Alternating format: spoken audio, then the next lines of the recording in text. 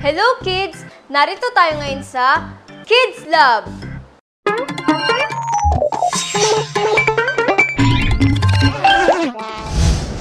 Araw-araw tayong kumakain at sa ating kinakain, nakukuha natin ang sustansyang kailangan ng ating katawan. Kaya naman may ilang mga batang malnourished o hindi sapat ang nutrisyon sa kanilang katawan dahil hindi sila nakakakain ng sapat at tama. Ang bitamina at mineral ay makukuha natin sa mga pagkain kinakain natin.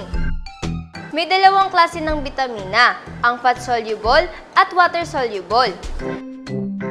Kapag kumain ka ng mayaman sa fat-soluble vitamins, ang bitamina ay naiipon sa fat tissues ng ating katawan at liver. Naiipon ito hanggang sa kailanganin nito ng ating katawan.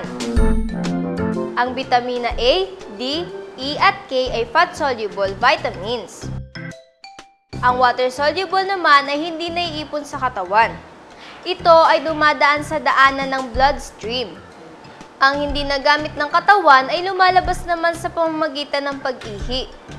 Kaya naman kailangan na ang water-soluble bacteria ay mapalitan kagad. Ang mga bitaminang ito ay vitamin C at ang grupo ng vitamin B tulad ng thiamine, riboflavin o vitamin B2, niacin, folic acid, B12, biotin, at pantothenic acid. Malaki ang nagagawa ng vitamin A sa ating mga mata. Tumutulong ito na makakita tayo sa madilim na lugar, makakilala ng kulay at panlaban sa mga sakit sa pamamagitan ng pagpapalakas ng immune system. Ang vitamin B naman ay mahalaga sa ating metabolic activity. Tumutulong ito sa paggawa ng enerhiya. Ito din ang gumagawa ng red blood cells na nagdadala ng oxygen sa ating katawan. Ang vitamin C ay mahalaga sa ating body tissues tulad ng gums at muscles. Madali ding gumagaling ang ating mga sugat dahil sa vitamin C. Ito rin ay ang panlaban natin sa iba't ibang impeksyon. Kailangan ito ng ating katawan para ito ay makagalaw, lumaki at ma-develop ng maayos.